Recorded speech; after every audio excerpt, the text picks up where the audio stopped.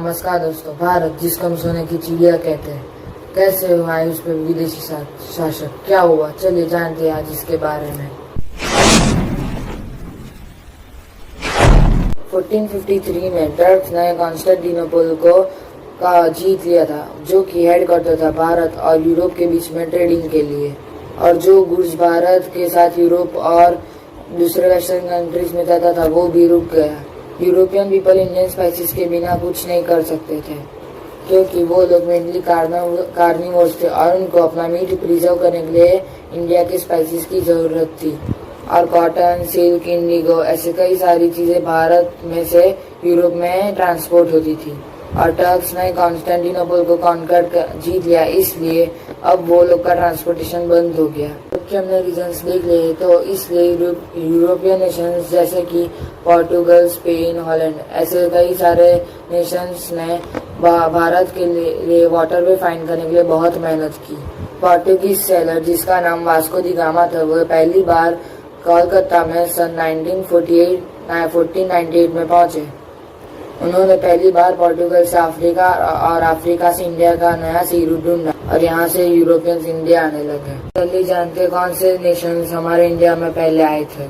सबसे पहले पोर्टुगीज, जिसको हम फिरंगी के नाम से भी जान सकते हैं। वास्को दी गामा जब कैलिकट पहुंचे तब वहाँ पे किंग जैमुरिन रूल कर रहे थे।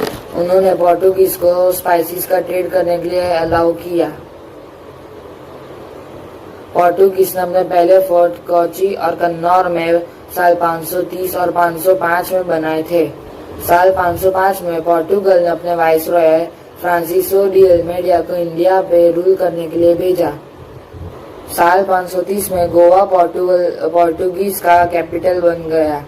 वसई, दीव, दमन को जीतने के बाद वे लोग भारतीय समुद्र पर राज करने लगे। वे इंडिया से यूरोप जाने के लिए अपने शिप में स्पाइसेस लेके जाते थे और वापिस आने वक्त वे अपने शिप में घोड़े लेकर आते थे। और इसी कारण की वजह से उन लोग को समुद्र का राजा कहा गया था। इसका मतलब जिस किसी कंट्री को इंडिया का सी रूट यूज करना था उसको पोर्टुगीज से परमिशन मांगनी पड़ती थी। गोवा में उन्होंने हिंदुओं को क्रिश्चियन में कन्वर्ट कर दिया।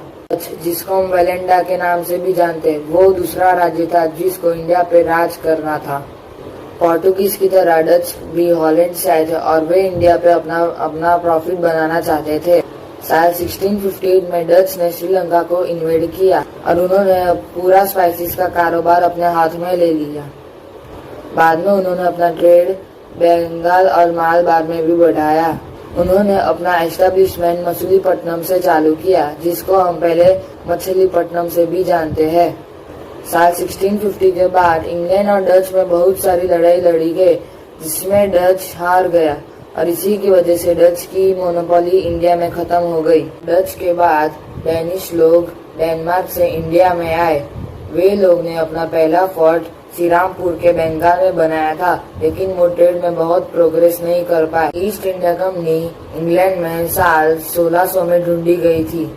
साल 1613 में ब्रिटिश ने अपने पहले फोर्ट को बनाने के लिए जहांगीर से परमिशन मांगी थी, लेकिन वह जहांगीर ने इनकार कर दी। थॉमस रो ने वो परमिशन जहांगीर से साल 1615 में मांग ली फिर से। और साल 1633 में बालासोर में उन्होंने अपनी पहली ट्रेडिंग कंपनी खोली और हुगली रिवर पे उन्होंने अपना पहला ट्रेडिंग पोस्ट भी खोला, जिसको हम आज फैक्ट्री के नाम से जानते हैं। कासिम बाजार के पटना में भी ट्रेडिंग पोस्ट लगाई गई थी, जो कि फोर्ट सेंट जॉर्ज के अंडर में था। ब्रिटिशर्स को 3 गांव की जमींदारी मिली, जिसका नाम था सुल्तानाती, कालीगढ़ और गोविंदपुर।